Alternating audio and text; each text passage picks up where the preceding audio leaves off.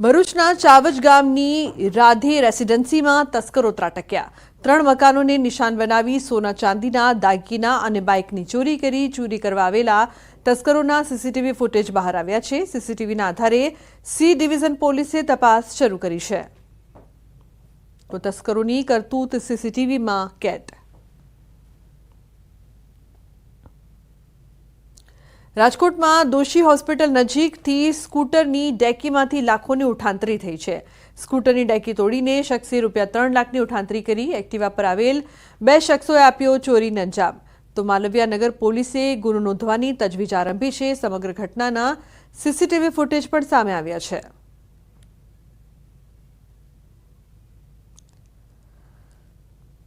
अन्य समाचार डांगथी सापुतारा मालेगाम घाटमां ट्रक पलटाई। ट्रकનું બ્રેક ફેલ થતા અકસ્માત સર્જાયો। મળતી માહિતી મુજબ બેંગ્લોરથી મશીનરીનું સામાન ભરી કચ્છ લઈ જઈ રહી હતી। ટ્રક સવાર ડ્રાઈવર અને ક્લીનરને કોઈ જાનહાનિ નહીં।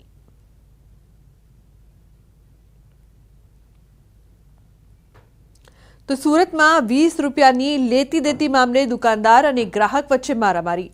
સુરતના ઓલપાડ તાલુકાના પિંજરત ગામે નજીવી બાબતે થઈ બબાલ। પિંજરત ગામે દુકાનદાર સાથે ગ્રાહકે 20 રૂપિયા વધારી લેવા બાબતે મારામારી કરી। દુકાનદારને ગ્રાહકના પરિવારે ભેગા થઈ ધારિયા સાથેના હથિયારો સાથે માર માર્યો। મારામારીની સમગ્ર ઘટનાના હચમચાવતા સીસીટીવી ફૂટેજ આવ્યા છે સામે। ઘટના અંગે દુકાનદારે ઓલપાડ પોલીસ સ્ટેશનમાં ફરિયાદ નોંધાવી છે। પોલીસે સીસીટીવી ફૂટેજના આધારે ફરિયાદ નોંધી આરોપીને પકડવાની તજવીજ હાથ ધરી છે।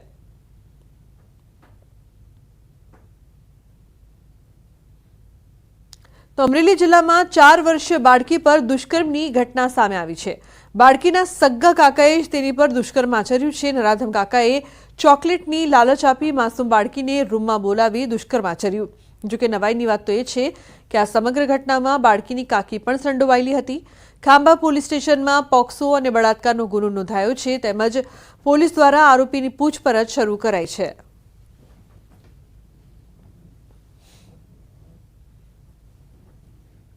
अन्य समाचार वलसाडथी वलसाडना कपराड़ामां पुत्रए करी मातानी हत्या। कपराड़ाना चावशाळामां पुत्रए सावकी माताने दातरडું मारीने मौतने घाट उतार्या। सामान्य बोलाचालीमां कपातर पुत्रए सावकी मातानी हत्या करी मौत निपजाव्યું। हत्या बाद पुत्र फरार थयो छे। पोलीसे मृतदेहનો કબજો મેળવી વધુ તપાસ હાથ ધરી છે। પોલીસે હત્યારા પુત્રને ઝડપી લેવા ચક્રો ગતિમાન કર્યા। ત્યારે ઘરના ઝઘડાનો લોહિયાળ અંત આવતા સમગ્ર પંથકમાં ચકચાર મચી ગઈ છે।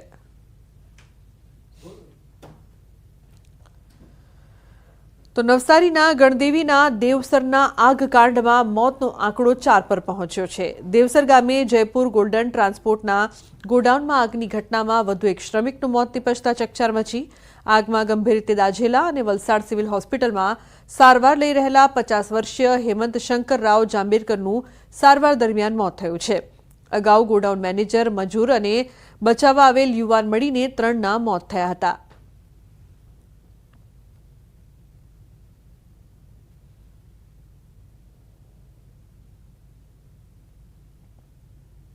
તો વલસાડ જિલ્લાના અન્ય શહેરી અને ગ્રામ્ય વિસ્તારોની જેમ પારડી નગરપાલિકામાં પણ લાંબા સમયથી રખડતા પશુઓની સમસ્યાથી લોકો પરેશાન છે।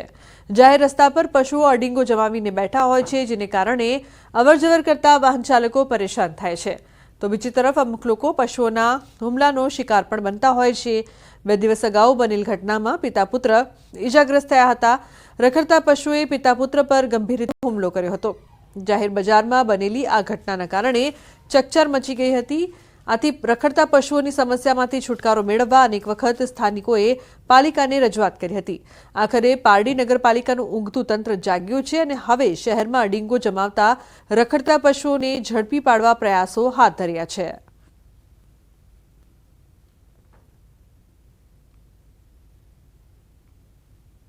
તો અમદાવાદના ગુજરાત યુનિવર્સિટી ખાતે ભારત ફૂલ ફેસ્ટિવલનું આયોજન કરવામાં આવ્યું।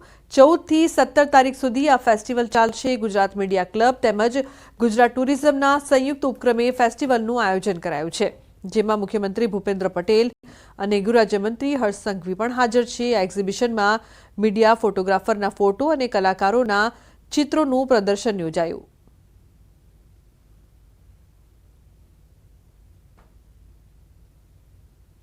છે, વિરાસત છે, આપણી સંસ્કૃતિ છે, આપણા સંસ્કાર છે.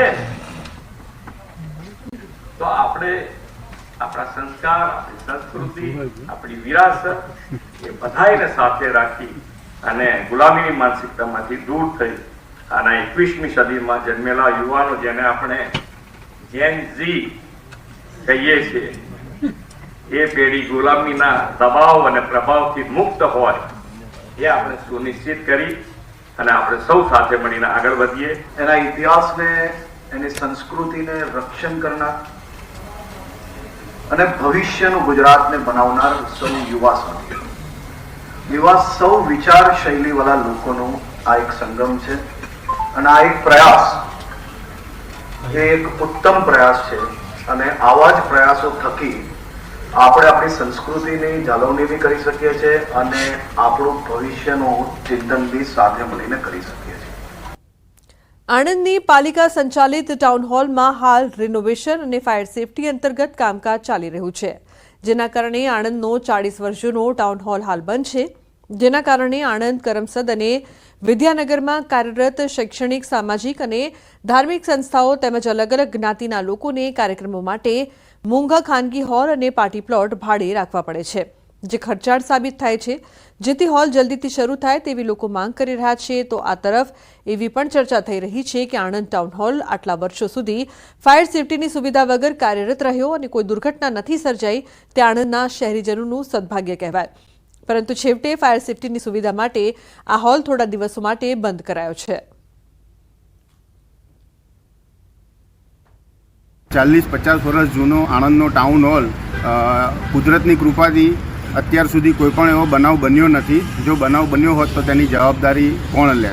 અત્યારે આ જે ધાર્મિક ને સામાજિક, શૈક્ષણિક જે સંસ્થાઓ છે તે લોકોને નગરપાલિકાનો સસ્તા ભાવનો જે ટાઉન હોલ છોડી અને અન્ય ખાનગી પાર્ટી પ્લોટોની અંદર પોતાના કાર્યક્રમો રાખવા પડે છે. માટે આણંદ નગરપાલિકા પ્રમુખ તથા ચીફ ઓફિસરને અમારી નમ્ર વિનંતી છે કે અદ્યતન ફાયર સુવિધા સાથે જલ્દીથી જલ્દી વહેલી તકે આ ટાઉન હોલને શરૂ કરવામાં આવે. ઇનોવેશનના બહાને અને ફાયર સેફટીની સુવિધાના અભાવે અત્યારે આ હોલને ઘણા સમયથી બંધ કરેલો છે અને કામ ચાલુ છે તેવું બેનર મારેલું છે, પણ કોઈ જગ્યાએ દેખાતું નથી કે કામ ચાલી રહ્યું છે. હવે મારે તંત્રને એટલું જ કહેવું છે કે જે કંઈ પણ સામાજિક, શૈક્ષણિક અને સાંસ્કૃતિક કાર્યક્રમો કરવા હોય તો એમને મોટા ભાવે બીજા અન્ય હોલ કે પાર્ટી પ્લોટ લેવા પડતા હોય છે.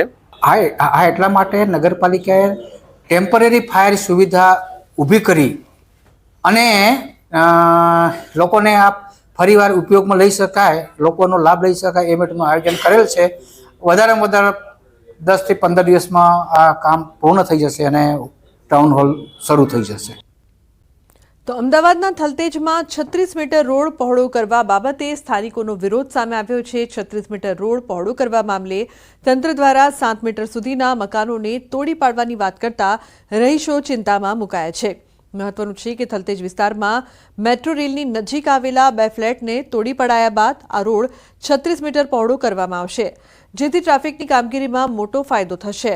પરંતુ કાગળ પરની આ વાતને કારણે રહીશો ચિંતામાં મુકાયા છે, જેને લઈને થલતેજના અભિક્રમ અપાર્ટમેન્ટના લોકોએ અમદાવાદ મહાનગરપાલિકાને એક વાંધા અરજી આપી છે, જેમાં ઉલ્લેખ કર્યો છે કે તેમના મકાન આંશિક નહીં પરંતુ પૂરેપૂરા તોડી પાડવામાં આવે. સ્થાનિકોના કહેવા પ્રમાણે